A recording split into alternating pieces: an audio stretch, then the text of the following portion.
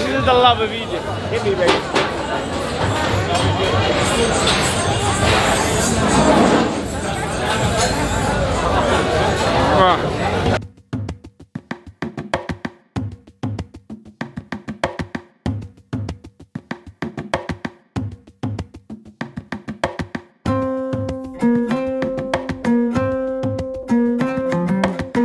Hello and welcome to episode 2 of Cuisine in Egypt. Last time we began our Cairo food crawl and enjoyed the most authentic of Egyptian breakfasts, devoured some sensational shawarma and feasted on the carb-fueled national favourite, that is, the koshari. This time we continue our food adventure in Cairo. We began this episode by setting up just outside the ancient fortress of Old Cairo, which houses the historic Khan al-Khalili market. Opposite the historic centre of the city lies one of the coolest sandwich joints I've ever tried. From a variation of different meats, seafoods and chicken, these guys have the lot. First things first is the Sujook Sandwich. You can see it's a skinny baguette style sandwich. Inside is Sujuk. They call this Sujuk the Alexandria way because it's basically chopped up into bits of pastrami. It's not like the sausage shaped Sujuk that we're used to having. Alright, let's try a bit of this. It's cooked in a wonderful tomato and spicy sauce, and literally that's it, nothing else.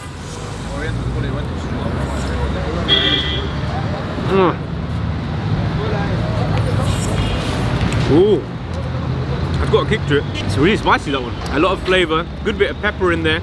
You've also got a few green chilies. It's delicious, it's saucy, it's aromatic. It's wonderful. This is a very good start, a very good start. So this is the Sujuk Oriental, but it's a similar concept to the Sujuk we've just had. It's meat, it's topped up with tahini. There's no chili sauce this time. The bread is very soft, by the way, very soft and warm. It's cooked fresh. They basically pull it out themselves.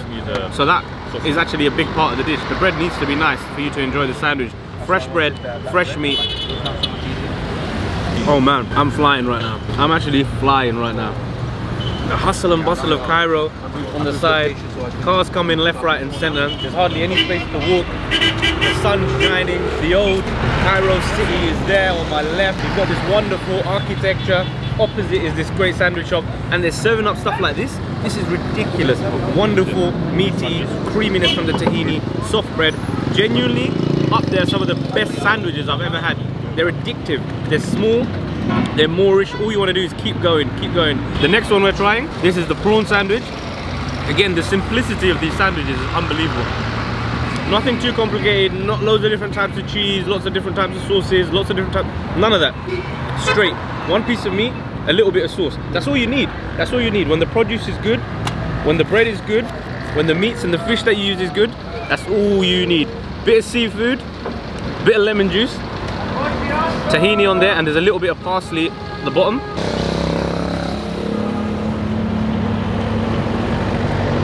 If I was to die right now, I'd die a happy man. Fresh seafood, wonderful bit of batter on it, very simple, it's fresh, tastes like it's just come out of the ocean. A little bit of salad adds a little bit of flavour to it, absolutely wonderful. Now this is another seafood version of the sandwich. This has actually got deep fried calamari and deep fried prawns on it.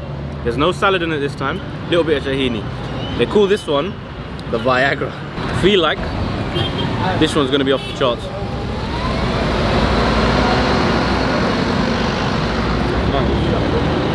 Oh my god, this stuff is genuinely unbelievable. Right guys, the final sandwich, the last one I'm going to have because I've had so many, is a sweet variation. It's going to be the dessert to conclude my meal, and this one is going to be really special. Similar bread, soft, freshly baked, but inside you've got a variation of loads of different sweet things. So we've got strawberry jam, we've got cream, we've got honey, and most importantly we've got something called halawa, which is a sweet sesame paste. This is, by the way, they call this the sweet Viagra, so the names aren't getting any better, but I'm sure this is going to give me some energy of some form because of the level of sugar that's in here. Here goes, sweet Viagra.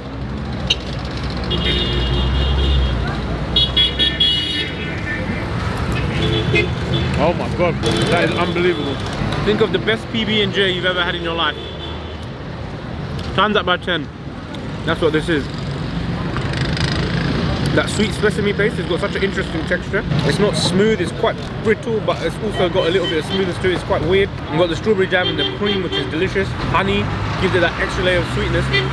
So many different flavors, mostly just very, very sweet. But genuinely, this is one of the best sweet sandwiches I've ever had. Come here, try it out.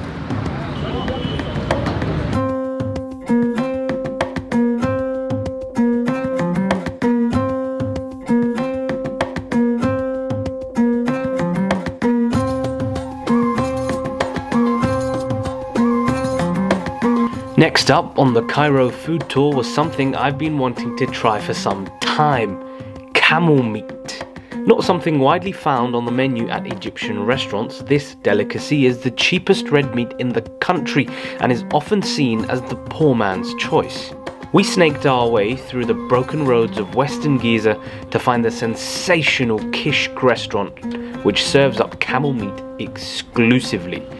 Traditionally, camel meat has been viewed as a healthier option to beef, with some locals believing it to contain some other health benefits too.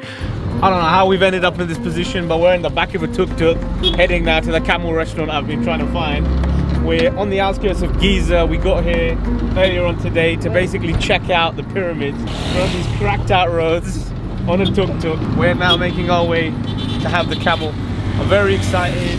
Never tried camel meat before. Apparently this place has camel liver as well, and they cook it up in a traditional Egyptian way. So we'll see how we go. I don't think I've ever worked this hard actually to get to a location for some food. So let's see. I'm hoping it's all going to be worth it. All right, guys, we've made it outside the camel restaurant.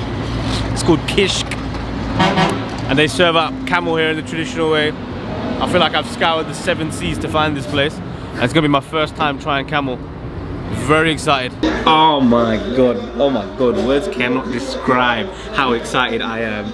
We are here in Western Cairo, western outskirts of Cairo, within the governor of Giza, and we're about to try camel, a meat I've never tried before. We've got a serious selection of camel meats here. I'm gonna start you off with this one. This one right here is Camel Sujuk, camel Middle Eastern sausage. Over here we have just camel meat, but that meat is cooked with camel hump. That white thing right there, that's bits of the camel's hump, the place where it stores all that fat, where it stores the energy it needs to cross the Saharan desert. And then here we have the sweetbread. So we've got lungs, we've got kidney, we've got heart, we've got liver, we got the full shebang mixed in there. These are all different parts of the camel that we are about to try. I love the atmosphere, I love the vibe. It's a very traditional Middle Eastern setting in that you sit on the floor, you take your shoes off when you enter this area. Again, adds to the atmosphere, absolutely love it. All of these meats, these camel meats, are cooked in the same sauce. It's a tomato base, they add some green chilies, and it's sprinkled with a secret seasoning. Ahmed Kishk, who owns the restaurant, the guy who's cooking it all for us, said that that seasoning mix is a family secret that they've passed down generations. I'm gonna get a little bit of baladi, and I'm actually gonna go straight in for the meat. So let's get a little bit of camel meat. Let's go.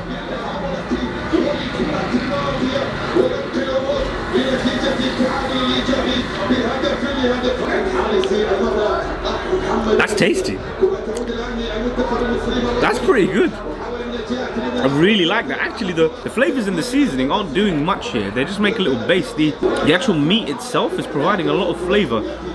There's a lovely, creamy, fatty taste to this meat. I don't know if that's because bits of the hump have come off and merged with the meat, but there's this lovely, meaty flavor. The meat itself, thinly cut, so it enables it to be a bit tender. I think camel is generally a bit of a tougher meat. Somebody once told me as well, when it comes to camel, they might use the camel to take you from A to B and ride the camel as they do in the Middle East. And then once it gets a bit older, usually they put it up for slaughter and it's time to eat. So somebody once told me that's why camel is generally a bit kind of tougher, because they usually eat it when it's older. And that's definitely the case. You can tell the meat is a little bit tougher than, let's say, lamb or beef, which might melt in your mouth, but that's not to say it's bad. And the sauces and the way it's been served up, very delicious. First experience of camel, and I've got to say to you, it's not bad at all. I was expecting it not to taste that good. Now look, I'm gonna get some of the fat now. You see that? That's the camel hump. Oh my god. Lord knows what this is gonna taste like. I imagine it to taste like butter or something. But let's go. A little bit of the camel hump.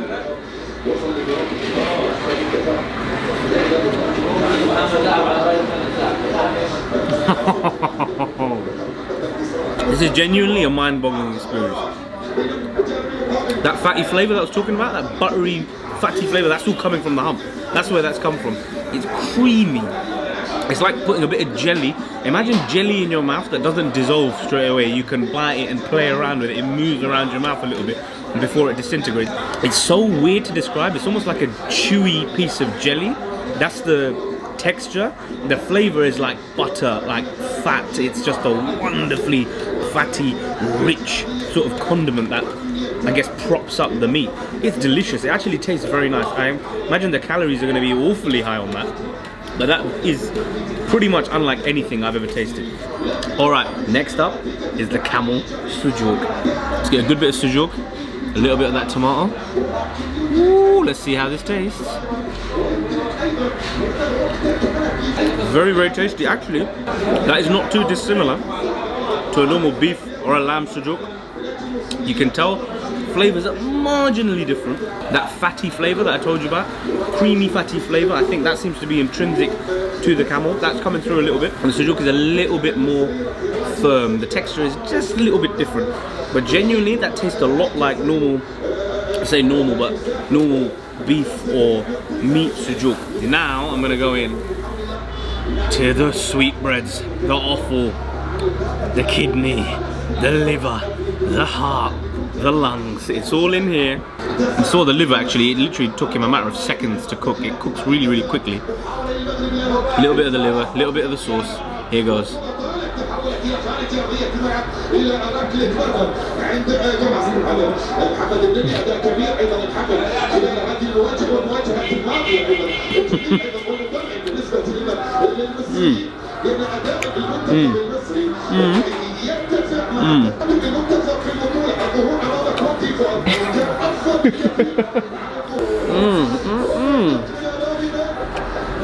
So that, if you couldn't tell already, is my least favourite form of camel meat. It was very, very chewy, quite firm. The texture is strange. You sort of bite into it and it sort of splits the meat quite quickly, but the meat still exists. So you bite it again, it just splits again, and it keeps splitting but doesn't really go anywhere. It doesn't dissolve, if you know what I mean. When you chew something, it sort of naturally starts withering away. I felt like with this meat, all I was doing is biting it in half and half and half, but the meat wasn't going anywhere. I had to keep chewing and chewing and chewing. I guess the membrane or the skin that surrounds the liver or the kidney is quite tough as well. I think this, again, this might be attributed to the fact that it's an animal that was probably slaughtered when it was a lot older. Or camel generally might be a bit tougher, but that was definitely tougher than all the other sort of kidney or liver or other sweetbreads that I've had.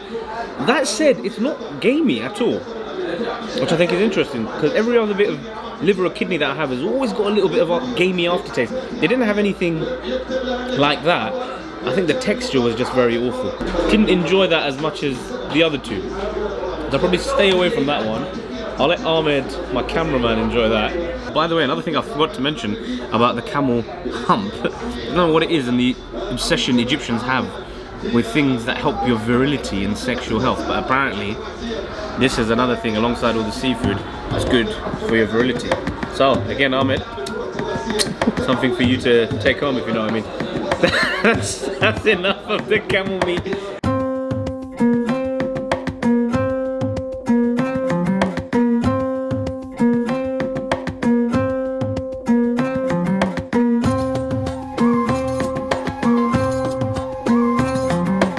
To conclude our epic Cairo food tour, we'd next be dining like royalty at the much-loved El Prince restaurant. This place fuses the best of Egyptian cuisine with witty and energetic service to create an all-round exhilarating culinary experience. I'm incredibly excited about being here at El Prince. I love the vibe here as well. It's chaotic, it's chaos. It seems like people don't know what the hell they're doing, but somehow there's a method to the madness. There's a guy roaming the streets, the quarters here with a microphone, shouting people's names at random. The fact that it's open till so late in the night basically means, and obviously the great food basically means there's so many people queuing up here. It's brilliant. The first thing we're gonna try is the Molokia, obviously an Egyptian staple, a stew, soup style dish. This is green, a type of green spinach, and they basically boil it into a stew, and it's got this lovely sticky consistency. It's very slimy. It's got the same texture as ladies' fingers or okra, and it's unbelievably tasty. It's got all sorts of spices and flavors in it, and the way you do it is you get a little bit of this and you mix it in with the incredible Egyptian rice, peppered with vermicelli pasta or vermicelli noodles. You get a little bit of this, we pour some of this good stuff on there, mix it in with our rice, mix it in with the rice,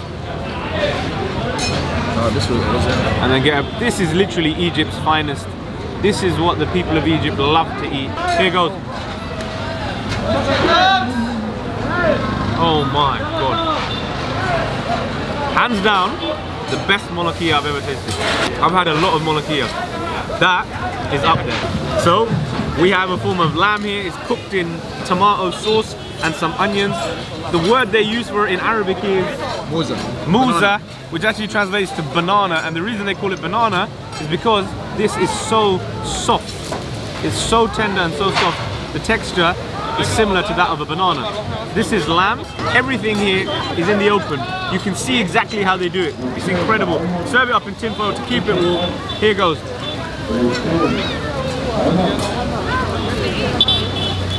Oh my god. That, unbelievable. Why have you not showed me this earlier? Oh my god. It's like jelly. It's so soft, so tender, melts in your mouth, wonderfully spiced, incredible to have with bread or rice. Musa, ladies and gentlemen, the banana to die for. What's next? So next we're going to try the Mumbar, which is basically intestines that's stuffed with rice. It looks like a form of a sausage. It pretty much is a sausage, but it doesn't have meat in it. It's got rice. So look, if we tear that open, another traditional Egyptian food, mix it in with a bit of chili sauce.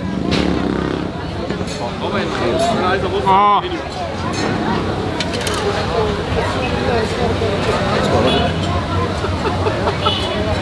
I've just burnt my intestines, but these intestines are very nice. It's strange because when you bite into it, you feel like you're having a sausage, but there's no meat. It's just rice in there. Quite different to a sausage. I prefer traditional sausage. I'm a meaty man, but I gotta say, this is special. Again, another traditional Egyptian dish. This is called the Bamyak. It's bits of meat, in this case cooked with beef, with okra. The incredible okra, or lady's fingers, and it's cooked with all that lovely good tomatoey sauce that the Egyptians love. So tender. Immediately you can see how tender it is. Mix it in a bit of sauce. I don't want any bread. I'm gonna go straight in. Oh my god. That is unbelievable. I'm gonna get a little bit of okra in. Soft. Okra, the Egyptian okra is quite different to other okra as well. It's a bit less soft, a bit less slimy, a bit more firm, but it works wonderfully well with this beef. This is delicious, honestly. I'm loving it right now. What else have we got? Finally, the last thing I'm gonna try is a bit of beef steak. This again is basically just beef slapped on the grill, spiced up quite well. No tomato sauce on this for the first time, which is always great. Trying this a little bit differently. Thin cuts of beef, grilled to perfection. Look at all that sauce. Smells absolutely incredible. Served with some chips. Beef steak.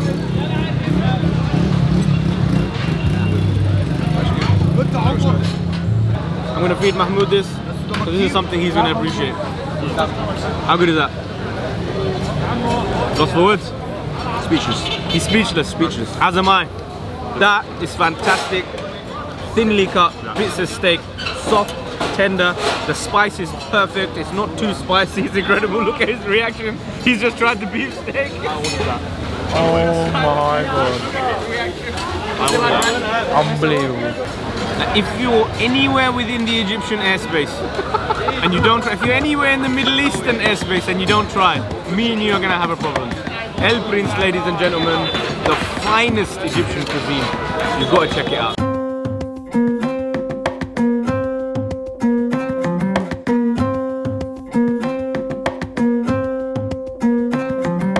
And so that brings us to the end of episode 2 of Cuisine in Egypt and concludes our Cairo food tour. Next time, we begin our journey south and head to Luxor to try some age-old drinks believed to have been enjoyed by the pharaohs, devour some traditional breakfast, and embrace the majestic city's ancient views. Join us then.